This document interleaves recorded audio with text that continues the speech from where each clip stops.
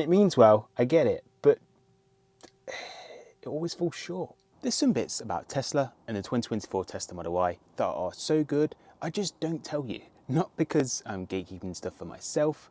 Well, there is probably one that I'll share in just a moment's time, but it's for your benefit because simply I don't want to talk for longer than 10 to 12 minutes in a video because believe it or not, I'm far more conscious about waffling and keeping the video as concise, informative, and need I say, funny as possible. Now, I'm probably being hypocritical as we speak, but I have loads of random but super useful Tesla knowledge, new and old, that I've accrued over the past 4 years that will be of real use to new and existing Tesla owners, such as, did you know Tesla has increased the warranty period for this one region, free of charge? It's mega and it seems to have gone under the radar a little bit. Do you know how often you should charge your Tesla Model Y? Little and often? Or drive it as low down as possible and give it the once a week special? I'll answer that. Do you know why I hate miles remaining with a passion? Lots and lots more, including what to do if you have a completely black screen and what to do in that scenario. So if this video sounds like an interesting insight, do buckle up, hit that like button, hit the subscribe button, and finally hit the notification bell. Right, let's get deep into the reasons why. To kickstart with something that has gone massively under the radar from what I've seen, and this is a fairly generous free upgrade too.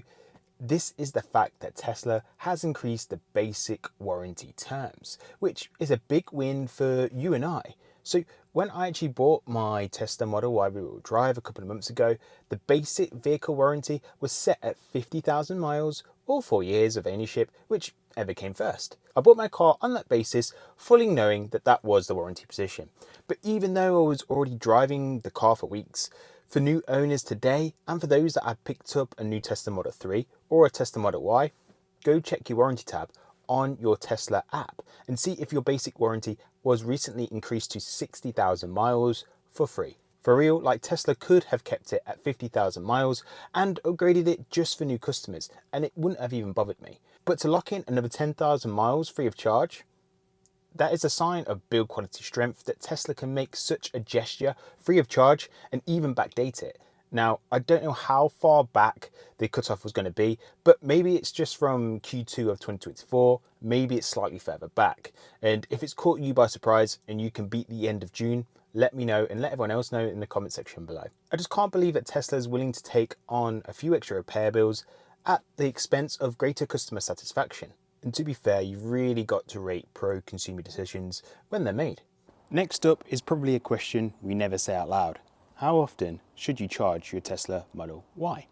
It's a completely valid question to ask. If you charge a car like we refueled a petrol car, you'll be doing it all wrong. As even Tesla says, there's no advantage to waiting until the battery's level is low before charging. In fact, the battery performs best when charged regularly. And my thoughts are that you shouldn't really dip below 20% unless you really need to. If you have a LFP powered Model Y, make sure you charge it to 100% at least once a week. If you have a LG or Panasonic battery found predominantly in the Model Y long range or performance Model Y, then charge to 80 to 90% instead. However, that said, if you know you won't be driving your vehicle for a long period of time, say for example you are going to go on holiday, I'd crank up your battery down to 50 to 60% level, but leave it plugged in to a charger, as the most important way to preserve the high voltage battery is simply to leave your vehicle plugged in when you're not using it, of course. Don't forget to turn off Sentry mode and cabin overheat protection, or you'll come back to quite a fright. So if you do it right, you should lose around 1% a day in the worst case scenario. Based on my experience, it does perform a lot better though. Next up, if you're new to Tesla ownership, you'll want to take note of this. Have you got a completely black screen on startup? Screen not responding, or it's frozen? Maybe cameras are not loading, or it does continue to buffer? If for some reason you do come across a bug, your first point of call is not to message the Facebook groups or Tesla forums. Instead, you'll need to do the Tesla's version of turning it on and off again. And you do this simply by pushing both the scroll wheels in with your foot on the brake for around 10 seconds. You should know if this works, as the screen should go black followed by the letter T for the Tesla logo. That should pop up on the screen to confirm the startup sequence has commenced. It should take roughly about 1 or 2 minutes tops. This isn't something that you'll have to do often, but it is super important that you just know that this is going to be your go-to fix solution should you come across a bug like that. Mainly because as well, if the problem persists or it does become more severe, you don't get Tesla then asking you to, can you do that 2-button reset, turn it on and off again, like as if you're talking to an IT department. Moving on to the Tesla phone app, and this is probably something that I've gatekept or just simply not brought up for forever.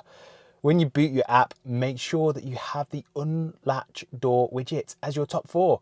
And the reason why you want to do this is when it's super icy, and this will unlock your car even when your door handle is frozen.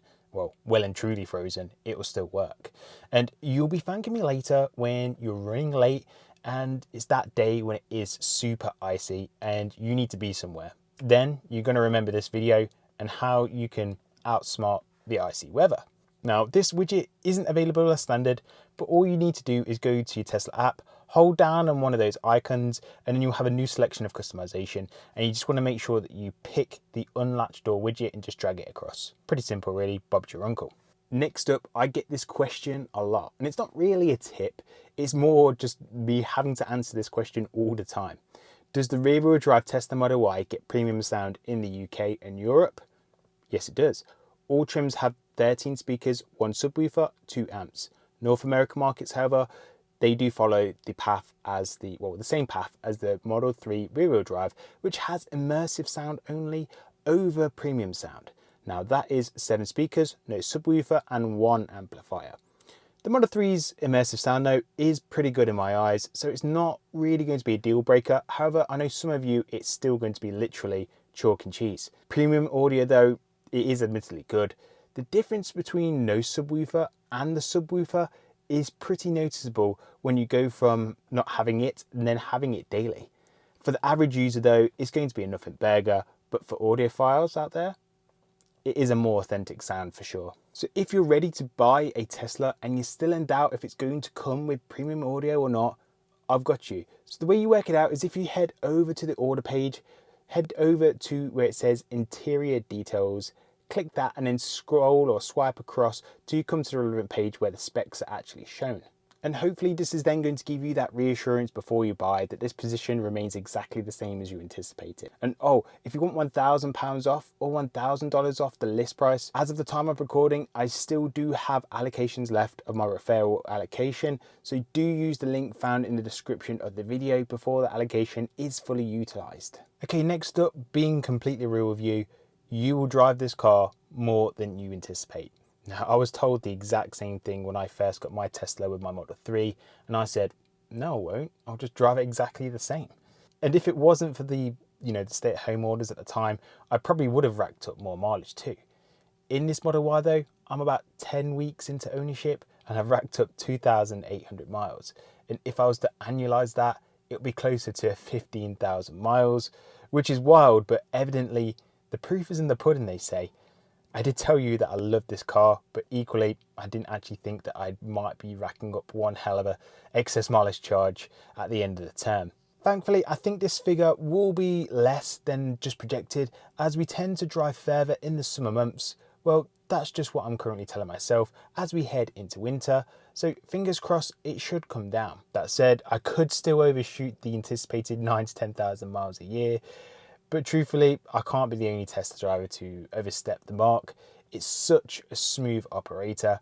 Thankfully, I think my charge, if I go over like the excess mileage, is about 10p or so. So it's not going to be too drastic if I do actually head over that. Moving on to the next tip. Now, if you want to wash your car in the most Tesla way possible, say hello to the car wash mode. Tesla's car wash mode will actually prepare your car for car washing, of course, and what that will do is actually close all the windows. It will lock the charge port door. It will also fold in the mirrors, and it will disable the parking sensor chime if you've got them. And it will also set the climate control to recirculate, and what this actually does is it helps prevent water from entering places where it shouldn't. This is going to be useful if you go to those machine operated car washes or you do it by hand.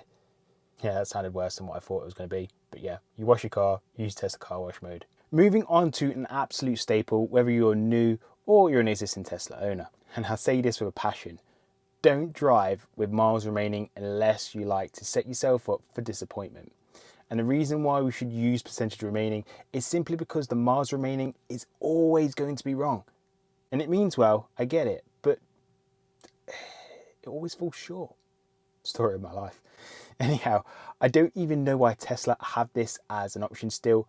If it was up to me, there should be no other option other than percentage remaining. And this is because, you know, if you think about your iPhone or your iPad, tell me, does that tell you how long of the screen time you've got left? No, it doesn't. It tells you how much power is stored in the battery, because if you're streaming 4K video or you're playing a blockbuster mobile game, this will be far more power consuming than listening to your Oasis playlist that you've just made on Apple Music. So don't look back in anger if you're pounding the accelerator, you're driving up a mountain using more power than typical usage, as you're watching that predicted miles remaining rapidly start to plummet. And psychologically, this is going to be more noticeable than going from 250 miles to zero, then compared to 100 to zero. And all of this miles remaining behavior, it just sets you up for disappointment. And as I said before, percentage remaining should be the only way. And you'll feel much more comfortably this way, and you'll worry far less about range anxiety, which I find miles remaining just unnecessarily feeds that habit. So to conclude, I hope these Tesla Model Y and Tesla Model 3 tips and tricks will help you in your own Tesla EV ownership journey. And if you know of any other tips that are even better than my Unlatch door widget, do let me know in the comment section below, as I well and truly want to hear. If you haven't already, don't forget to like, subscribe, share the video, and do check out some of the links in the video description below. Some of them may be of use to you. You folks have been great, and I'll see you in the next one. Ciao.